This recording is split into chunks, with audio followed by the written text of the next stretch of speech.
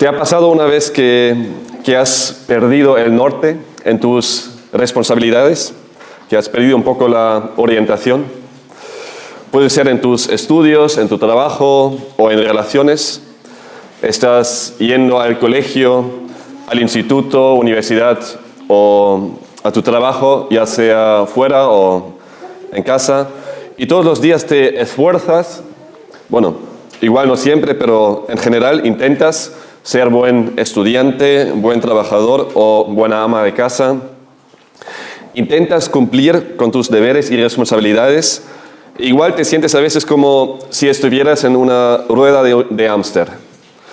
No paras de correr, pero tampoco ves mucho avance. Y te preguntas, ¿por qué y para qué todo ese esfuerzo? ¿Por qué y para qué me agobio tanto? O igual te pasa en tus relaciones, ya sea con tus amigos, con tus hermanos, hijos, cónyuge. Vives todas esas relaciones en modo autopiloto, pero te has olvidado del porqué. En el caso del matrimonio, por ejemplo, es imprescindible ser recordado a menudo de qué se trata de verdad, cuál es el patrón bíblico y cuál es la meta de esa relación tan especial en los ojos de Dios. En el día de la boda igual lo tuviste bien presente, pero pasan los años y te das cuenta que en lugar de crecer hacia el patrón bíblico, tu matrimonio no avanza. Es un paso adelante y dos por detrás. Te olvidaste de qué se trata de verdad y sigues viviendo el matrimonio de una manera inconsciente. Sobre todo cuando te ves desafiado en tu matrimonio, te falta la fuerza y la esperanza de seguir adelante. Hace falta entonces reflexionar junto con tu cónyuge a base de lo que dice la Biblia sobre el matrimonio para poder encontrar el norte y además encontrar la motivación adecuada para seguir adelante. Eso es un ejemplo, porque lo mismo nos puede pasar rápidamente en nuestra vida cristiana. Vivimos nuestro día a día como creyentes, pero nos hemos olvidado del por qué y del cómo, de la esencia.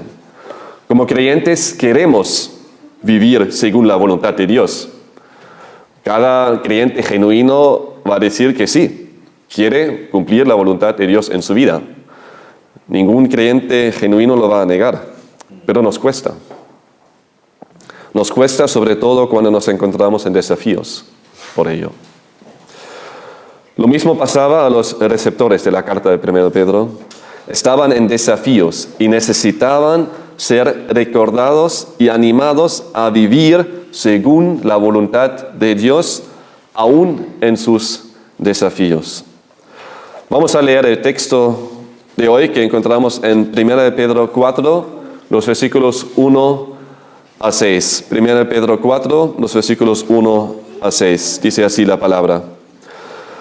Por tanto, puesto que Cristo ha aparecido en la carne, armaos también vosotros con el mismo propósito, pues quien ha aparecido en la carne ha terminado con el pecado, para vivir el tiempo que le queda en la carne, no ya para las pasiones humanas, sino para la voluntad de Dios. Porque el tiempo ya pasado os es suficiente para haber hecho lo que agrada a los gentiles, habiendo andado en sensualidad, lujurias, borracheras, orgías, embriagueces y abominables idolatrías.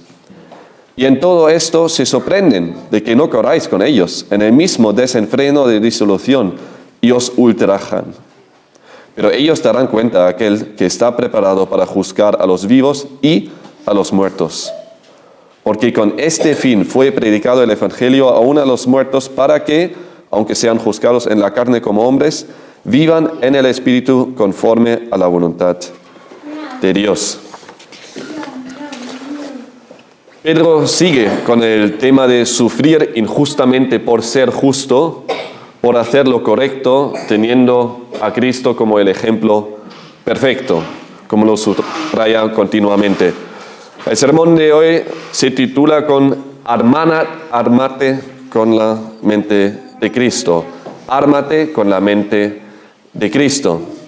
Y en el texto de hoy encontramos 3 recordatorios que te retan a hacer la voluntad de Dios aún en medio de tus desafíos. Y por ello hace falta estar armado con la mente de Cristo. Entramos en el primer punto que encontramos en los primeros 2 versículos y el primer recordatorio, que es: recuerda el ejemplo de Cristo, lo más necesario para poder vivir la voluntad de Dios. Dice así la palabra: por tanto, puesto que Cristo ha padecido en la carne, armaos también vosotros con el mismo propósito, pues quien ha padecido en la carne ha terminado con el pecado, para vivir el tiempo que le queda en la carne, no ya para las pasiones humanas, sino para la voluntad de Dios.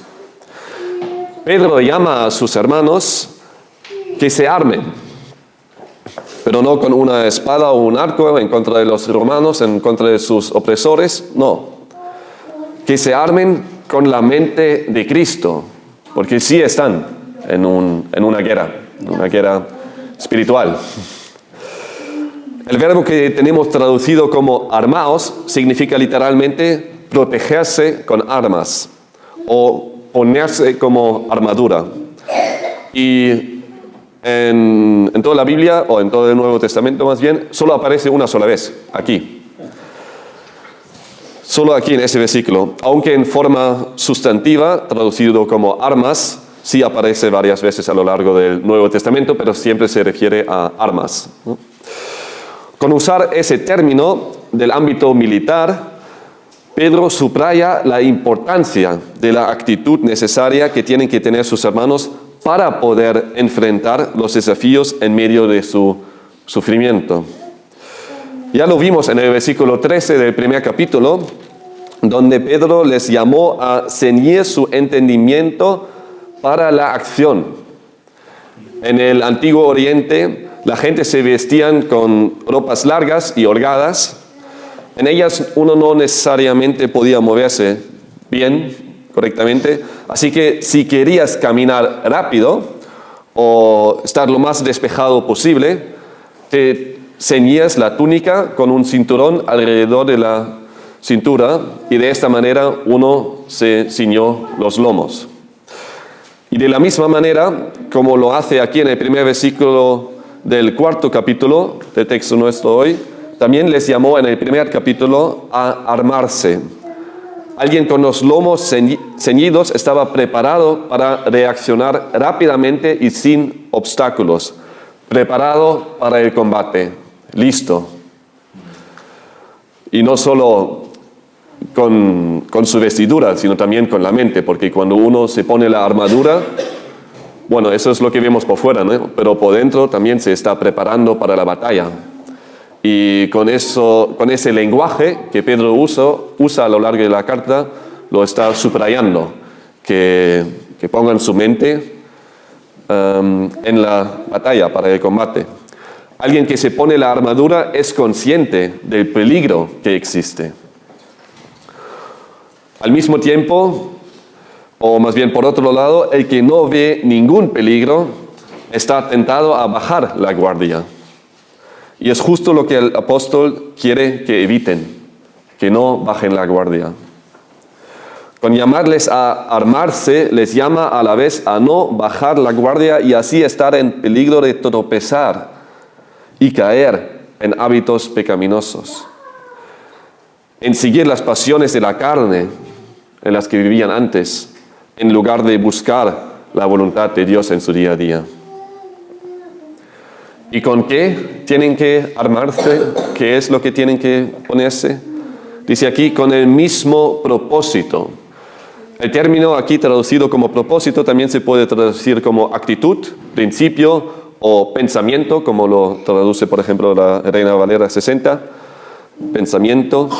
El mismo propósito, pensamiento, ¿de quién?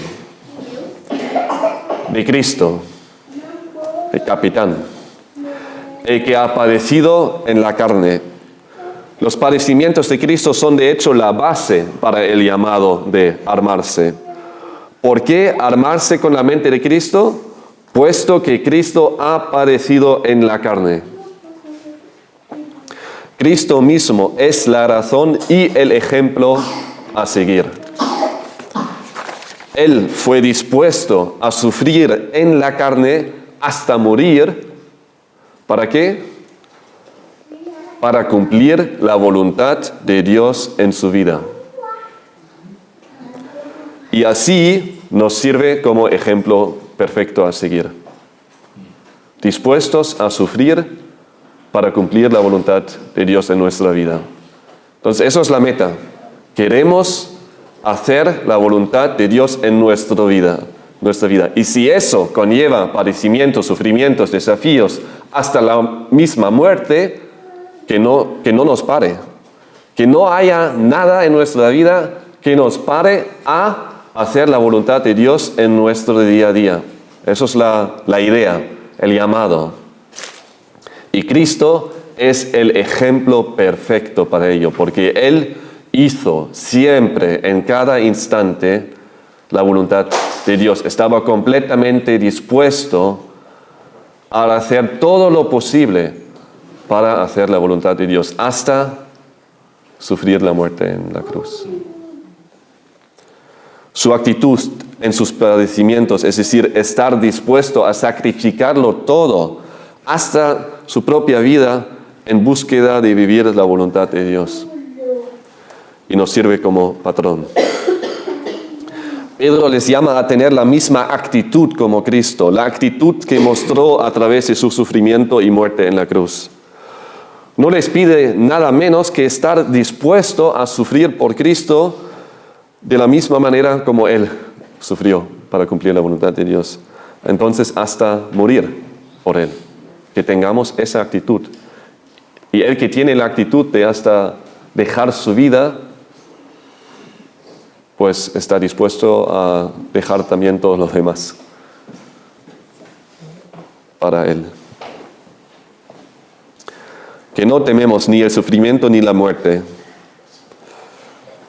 si hace falta para cumplir la voluntad de Dios. Pero no es nada novedoso, no es una nueva idea que Pedro introduce aquí. Jesús mismo llamó a sus discípulos a esa disposición. En Lucas 9, 23, leemos como Jesús dice a sus discípulos, Lucas 9, 23, y decía a todos: si alguno quiere venir en pos de mí, niéguese a sí mismo, tome su cruz cada día y sígame. Y con tomar su cruz no se refería a nada menos que estar dispuesto a sufrir y morir por seguirle a Él, porque la cruz no era nada menos que un instrumento para la muerte. Entonces Cristo ahí dejó claro a sus discípulos, a todos los que quieren seguirle, pues que estén dispuestos a incluso sufrir hasta la muerte por Él.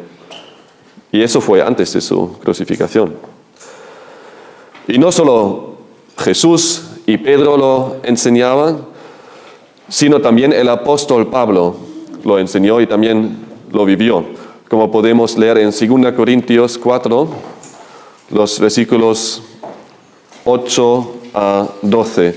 2 Corintios 4, 8 a 12. Ahí dice: afligidos en todo, pero no agobiados, perplejos, pero no desesperados, perseguidos, pero no abandonados, derribados, pero no destruidos, llevando siempre en el cuerpo por todas partes la muerte de Jesús, para que también la vida de Jesús se manifieste en nuestro cuerpo.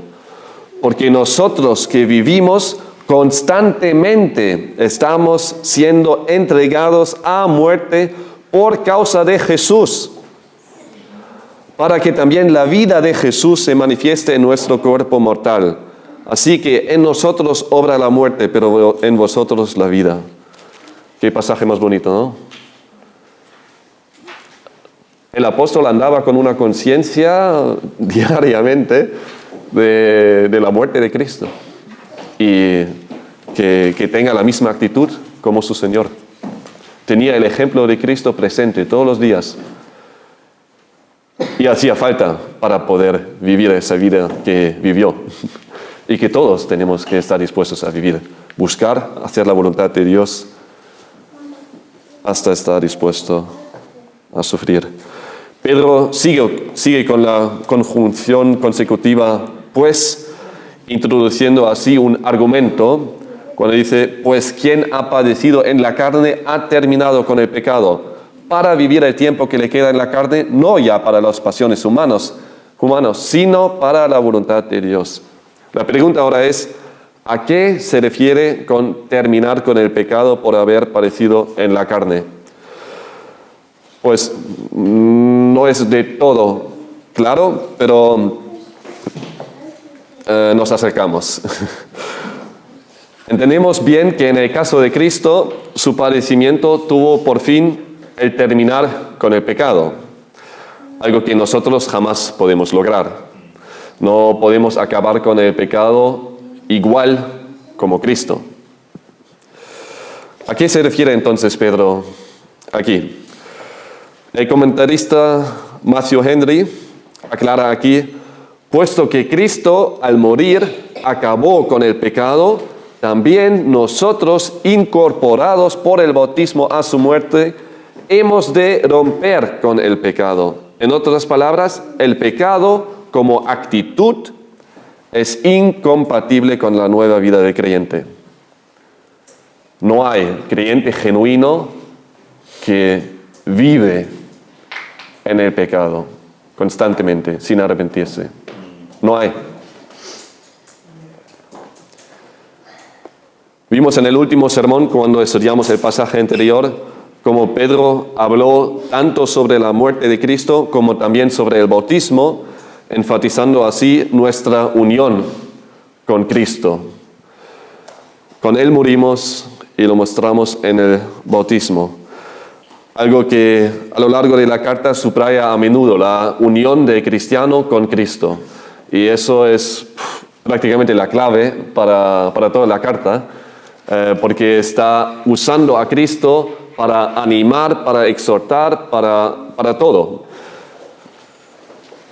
Aunque es una carta muy práctica, es decir, con muchas aplicaciones y sin discursos complejos, como lo encontramos en algunas cartas de Pablo, aquí no hay un problema teológico en concreto que está tratando, pero aún así no deja de ser una carta muy, muy cristocéntrica. Pedro sabe perfectamente que tanto para animar como para exhortar a sus hermanos, lo mejor que puede hacer es apuntar a Cristo, mostrándoles su unión con su Salvador y Señor. Con Él murieron a su antigua vida, y el pecado, murieron a su antigua vida y el pecado, y con Él viven la nueva vida, buscando hacer la voluntad de Dios, cueste lo que cueste. La idea de seguir el ejemplo de Cristo en su sufrimiento vimos ya en el versículo 21 del segundo capítulo, donde dice en 2:21, porque para este propósito habéis sido llamados, pues también Cristo sufrió por vosotros, dejándoos ejemplo para que sigáis sus pisadas. ¿Y qué es seguir las pisadas de alguien? Andar por el mismo camino. Es verdad que, dado que Cristo murió por nosotros, ha pagado el precio, pero eso no significa que nosotros ya vamos a tener una vida a la ligera y no hay padecimiento ni nada, no, justo lo contrario. Sufrimos por Él, pero es un honor, es un privilegio. Él nos capacita y Él es nuestro ejemplo. Otro comentarista observó bien que los creyentes que sufren siguen el ejemplo de Cristo y de hecho deben caminar en el camino de Cristo, que es en sí mismo el camino que conduce al sufrimiento. Es bien interesante que Pedro usa un término específico para referirse al sufrimiento de los creyentes, la palabra griega que usa aquí. Hay otras palabras que se puede usar para describir sufrimiento y de hecho a lo largo del Nuevo Testamento los otros escritores suelen usar otro término para hablar sobre el sufrimiento de los creyentes, porque la palabra que usa él normalmente se usa más para referirse a los padecimientos de Cristo, el sufrimiento de Cristo. De hecho, en todas las demás epístolas del Nuevo Testamento es solo usado 11 veces para referirse al sufrimiento de los creyentes, pero solo en la carta de Primera de Pedro un total de 12 veces para referirse a los padecimientos de los receptores, de los creyentes. Sigue diciendo el comentarista, así de una manera sorprendente, Pedro toma un verbo que en la tradición cristiana se usaba comúnmente para el sufrimiento de Cristo y lo aplica repetidamente al sufrimiento de los seguidores de Cristo. Como Pedro aprendió de Cristo mismo, si Cristo el Señor sufrió, así también sus discípulos sufrirán. Deben esperar el sufrimiento, no huir de él. Y deben caminar en el camino que típicamente conduce al sufrimiento en un mundo que es hostil a Dios y a sus caminos. Pedro vincula el padecer, el sufrir de sus hermanos con los padecimientos de Cristo, para llamarles a tener la misma disposición, la misma actitud, es decir, no bajar la guardia y caer en pecados, sino más bien estar alerta y buscar hacer la voluntad de Dios, aunque eso conlleva sufrimientos. Les llama a vivir el tiempo que les queda en la carne, no ya para las pasiones humanas, sino para la voluntad de Dios. Les llama a estar armados para la victoria de vivir según la voluntad de Dios, en lugar de seguir los deseos pecaminosos, las pasiones humanas.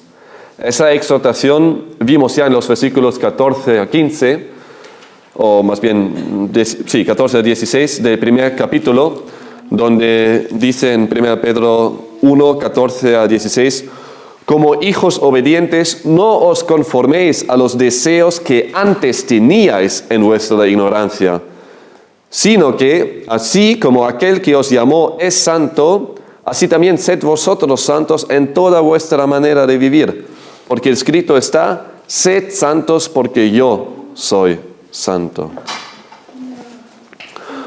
Como buen pastor, Pedro les exhorta una y otra vez a no conformarse con los antiguos deseos que tenían antes de conocer a Cristo, sino ser santo porque Él es santo. Lamentablemente, lo mismo nos puede pasar a nosotros cuando el Señor nos salvó y nos capacitó a romper con hábitos y costumbres pecaminosos que teníamos, cuando empezamos a encontrar por primera vez gozo y satisfacción en Él. Y en consecuencia ya no queríamos llenarnos con el mismo contenido de antes, ni ocuparnos con las cosas que antes marcaban nuestra vida. Pero después de muchos años con el Señor, puede pasar fácilmente que lo que antes aborrecimos de manera radical, de repente ya no nos parece tan peligroso. Nos vemos demasiado maduros para que nos pueda afectar, ¿no? Puede ser una serie o una novela que como recién nacido aborreciste, pero ahora te ves tentado a volver a llenarte con el mismo contenido pensando que no te afecta. Cuidado, hermano. Cuidado, hermana. No bajes la guardia. Ármate con el pensamiento de Cristo. Esfuérzate. Estando pendiente de Él, obviamente no depende de nosotros, no es nuestra propia fuerza. Es estar en Él, con Él, recibiendo la fuerza por medio del Espíritu Santo para vivir la voluntad de Dios. Ten la misma actitud como Cristo. No te dejes llevar por costumbres y pasiones que marcaban tu vida antes de conocer a Cristo, sino busca hacer lo que agrada al Señor. En los versículos que siguen ahora, Pedro entra más en ese tema, explicando con más detalle esas pasiones humanas, Seguimos viendo 3 recordatorios que te retan a hacer la voluntad de Dios aún en medio de tus desafíos, entrando en el segundo recordatorio, que es recuerda tu antigua vida. Vamos a leer los versículos 3 a 5. Dice así: porque el tiempo ya pasado os es suficiente para haber hecho lo que agrada a los gentiles, habiendo andado en sensualidad, lujurias, borracheras, orgías, embriagueces y abominables idolatrías. Y en todo esto se sorprenden de que no corráis con ellos en el mismo desenfreno de disilusión, y os ultrajan. Pero ellos darán cuenta a aquel que está preparado para juzgar a los vivos y a los muertos. Aquí Pedro les da una razón más para no bajar la guardia y seguir las pasiones humanas que antes seguían, recordándoles que ya pecaron demasiado en su antigua vida y que todo eso que formó parte de su vida antigua no debería formar parte de su vida presente. John MacArthur lo describe bien al decir: el pasado pecaminoso es para el creyente un libro cerrado. Su serie de pecado está acabada. Pedro sigue con un listado de pecados para desarrollar en lo que sus hermanos agradaban a los gentiles y que ya no debería formar parte de su vida, empezando con sensualidad, lo cual describe a quienes se dedican a un vicio desenfrenado, sin restricciones de ninguna clase. Describe a las personas que viven de una manera anárquica, que no tienen problemas en promover públicamente sus pecados, viviendo de una manera abierta, en contra de todo lo que agrada a Dios. Lujurias, describe las pasiones pecaminosas que impulsan a las personas a tal indulgencia. Borracheras, un término que entendemos bien y que, aparte de describir el sobreconsumo de alcohol, también embarca cualquier intoxicación habitual, incluyendo todo tipo de drogas. El término orgías describe fiestas bestiales y desenfrenos. En una fuente griega fuera de la Biblia, el término describía una pandilla de borrachos que cantan a todo pulmón y se tambalean por las calles, ocasionando disturbio público. Algo que hasta hoy en día se puede observar los viernes y sábados por la noche en el centro de la ciudad, ¿no? Algo que es común para los que no conocen a Dios, pero que jamás puede disfrutar alguien que sigue a Cristo. Pedro termina su listado con embriagueces y abominables idolatrías, lo cual es relacionado a las anteriores descripciones, refiriéndose a las mismas conductas incontroladas. Describe a sesiones en que las personas se reúnen con el único fin de emborracharse. Seguramente todos conocemos gente en nuestro alrededor que siguen con esas costumbres y no ven nada malo en ello. Están acostumbrados. En aquel entonces esas borracheras tuvieron lugar en medio de la adoración inmoral y pervertida a los falsos dioses griegos. De ese contexto vinieron muchos de los hermanos a los que escribió Pedro. Fíjate que dice en lo que antes, ¿sabes? ¿No?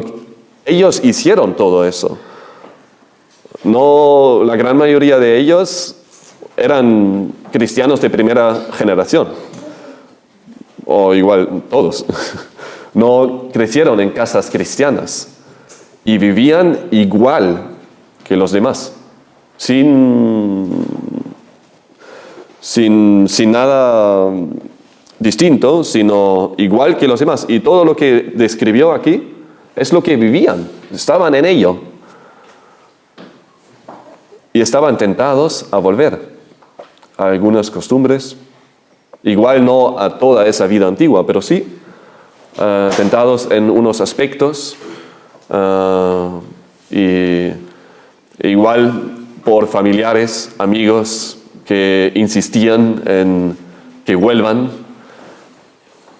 y ya cansados de todos los padecimientos y sufrimientos igual se vieron tentados a bajar la guardia y caer. Y Pedro lo tenía bien presente, porque está animando y exhortándoles a menudo a lo largo de la carta para que no lo hagan. Ellos mismos tenían una vida así, andaban en esas costumbres pecaminosas, pero como Cristo les salvó, ya no participaban en ello, lo cual les llamó la atención a sus familiares y antiguos amigos. Estaban acostumbrados de salir con ellos y de repente ya no querían salir con ellos. Igual pensaban que, se sientan como los más santos, como mejor, ya no somos dignos de pasar tiempo con ellos. Y el hecho de que ya no participaban en todo ello no simplemente les sorprendió, sino que les llevó incluso a ultrajarles, a burlarse de ellos, a amenazarles. John MacArthur escribe aquí que fuentes antiguas, tanto cristianas como no cristianas, proveen amplia evidencia de que fue la renuncia de los cristianos a ser parte de muchas diversiones convencionalmente aceptadas y de ceremonias obscenas, hizo negativa a participar en funciones idólatras e inmorales, lo que ocasionó que los incrédulos los odiaran y los calumniaran. Eso llevó a la persecución y sufrimiento por causa de la justicia. Conozco hermanos que vivían justo eso, que vinieron de un trasfondo incrédulo, que vivían igual como todos los demás, pero el Señor les salvó y de repente han roto relaciones, tuvieron que hacerlo y claro, su vida era un cambio de 180 grados, literalmente. Y como ya no participaban en las fiestas y botellones a causa de su nueva vida en Cristo, sus supuestos mejores amigos se enfadaron mucho y empezaron a difamar tanto a esos hermanos como también a la iglesia, que les hizo un lavado de cerebro, como lo llamaron. Bueno, fue más bien una operación cardíaca y fue Cristo quien hizo esa obra salvadora por medio del Espíritu Santo en sus vidas. Pero bueno, en lugar de alegrarse por ese cambio radical en la vida de su amigo, no solo le criticaban, sino se burlaban y hasta le amenazaban. Y lo viví yo mismo, pero unos amigos sí, y pude observarlo. Y es duro cuando Cristo te salva y lo tienes bien claro que no puedes vivir como antes, que de repente todo el mundo parece estar en contra de ti. Es duro. Sufrir esos ataques por causa de Cristo es justo lo que agrada a Dios. Lo que es duro es lo que agrada a Dios. ¿Por qué? Porque en ello estamos sufriendo injustamente, siguiendo el ejemplo de Cristo. Dice el texto, pero ellos darán cuenta a aquel que está preparado para juzgar a los vivos y a los muertos. La calumnia y el sufrimiento que traen a los que viven para Cristo no quedará impune. No se van a quedar con la suya. De manera como Cristo se encomendaba a aquel que juzga con justicia, como lo describe Pedro en el versículo 23 del primer capítulo, así también los hermanos en aquel entonces y nosotros podemos descansar en Él, que juzga a los vivos y a los muertos. No tenemos que tomar venganza a los que nos hacen el mal, ¿no? Sino descansar en el juez justo. Un día van a estar frente a Él. Los impíos no se darán cuenta, pero están acumulando una deuda con Dios. Y van a pagar por ello, si no se arrepienten de sus pecados y creen en Cristo para salvación. En 2 Tesalonicenses 1, 6 a 9 tenemos una descripción de ello. 2 Tesalonicenses 1, 6 a 9, dice: porque después de todo es justo delante de Dios retribuir con aflicción a los que os afligen y daros alivio a vosotros que sois afligidos, y también a nosotros, cuando el Señor Jesús sea revelado desde el cielo con sus poderosos ángeles en llama de fuego, dando retribución a los que no conocen a Dios y a los que no obedecen al Evangelio de nuestro Señor Jesús. Estos sufrirán el castigo de eterna destrucción, excluidos de la presencia del Señor y de la gloria de su poder. Recordándonos de nuestra vida antigua nos debe animar a no bajar la guardia, sino armarnos con la mente de Cristo para vivir de una manera que le agrada a Él y no caer otra vez en hábitos pecaminosos en los que antes vivíamos. Vemos hoy 3 recordatorios que te retan a hacer la voluntad de Dios aún en medio de tus desafíos, entrando en el tercer recordatorio, que es: recuerda el poder del Evangelio, que vemos en el versículo 6, donde dice: porque con este fin fue predicado el Evangelio aún a los muertos, para que, aunque sean juzgados en la carne como hombres, vivan en el Espíritu conforme a la voluntad de Dios. En el último versículo del pasaje, el apóstol recuerda a sus hermanos del poder que tiene el Evangelio. El que cree en el Evangelio va a vivir, incluso después de su muerte física. Nos encontramos aquí con un contraste de lo que dijo en el versículo 5. Pedro contrasta el fin de los incrédulos con el fin de los que han creído en el Evangelio. El comentarista explica aquí: Pedro anima a sus lectores con el hecho de que en lugar de enfrentar juicio por sus pecados, quienes habían escuchado y seguido el Evangelio de Jesucristo enfrentarían un futuro completamente diferente. La pena de su pecado fue pagada por Cristo en la cruz. El último efecto terrenal del pecado es la muerte física. Los creyentes todavía mueren físicamente, son juzgados en carne. Pero la muerte física de los cristianos no los conduce al juicio, sino a la vida eterna. Viven en espíritu. Aquellos que están armados con una actitud como la de Cristo vivirán para siempre en la presencia de Dios. Pedro anima a sus hermanos a armarse con la actitud de Cristo, de estar dispuestos a sufrir, a enfrentar desafíos por vivir según la voluntad de Dios. Y lo hace por medio de recordarles que en su sufrimiento pueden llegar incluso hasta su muerte física, pero que dicha muerte no es el fin. Seguramente había entre los receptores que conocían a unos mártires, e igual de seguro algunos de los receptores terminaron su carrera aquí en la tierra como mártir. Aquí Pedro se refiere justo a ellos, explicando que aunque algunos de los creyentes muertos fueron juzgados en carne según los hombres, es decir, que fueron ejecutados físicamente, al final estaban triunfalmente vivos en espíritu según Dios. Y eso gracias al mensaje del Evangelio. Es el poder del Evangelio. Gracias a la obra redentora de Cristo, todos los que han creído en Él y los que creemos en Él vamos a vivir por toda una eternidad.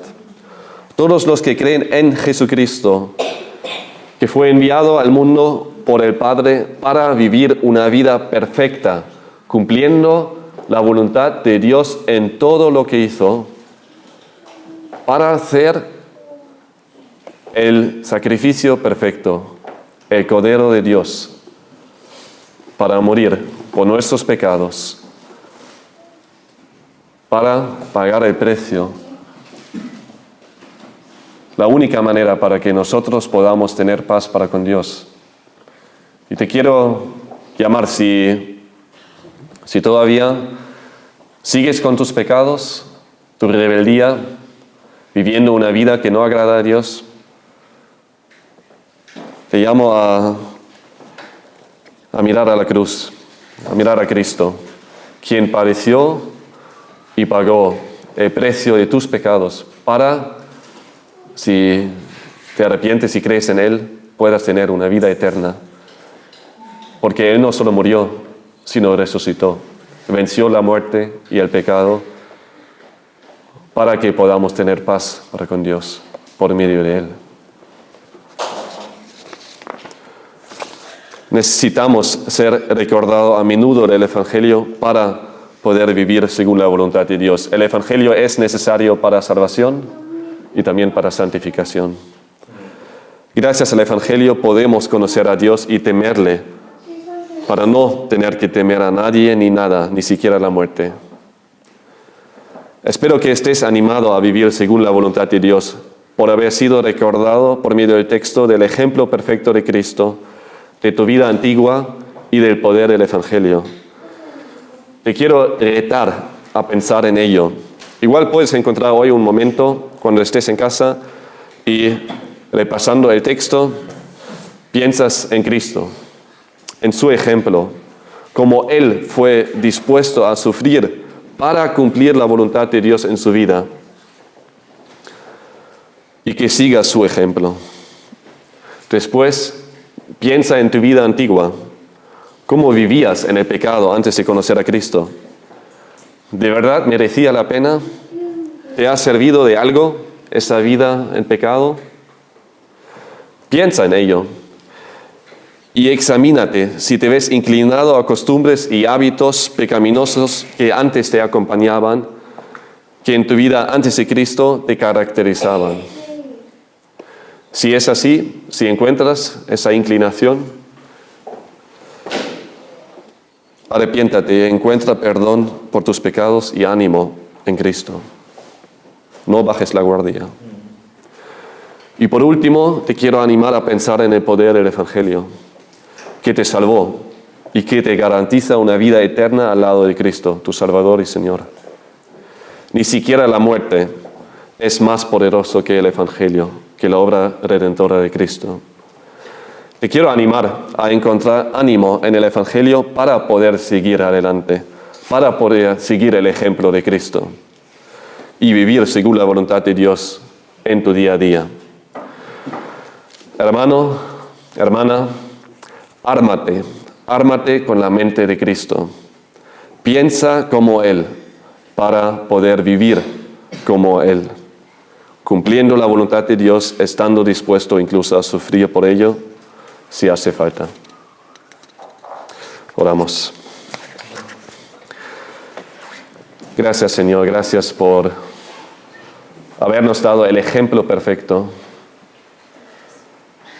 Y no tenemos excusa para no pensar como tú, para no seguir tu ejemplo. Porque no simplemente nos has dado el ejemplo perfecto, lo has vivido para que podamos seguir tu pisada, sino nos capacitas por medio de tu Espíritu Santo. Nos has dado tu Espíritu para que podamos seguir tus pisadas. Y te rogamos que nos ayudes en ello, que nos lleves al arrepentimiento, que nos ayudes en examinar nuestra vida y encontrar dónde estamos fallando, dónde estamos pecando. Y todos estamos luchando. Aquí no hay ninguno que vive como tú, de manera perfecta. Ojalá que sea así, pero estamos en el camino, todos. Y te pido que nos ayudes en ello, para que podamos crecer en hacer tu voluntad en nuestro día a día. Y a la vez te pido que obres en el corazón incrédulo que está aquí sentado, para que le lleves al arrepentimiento y la fe genuina en ti, para que no acabe con una vida desenfrenada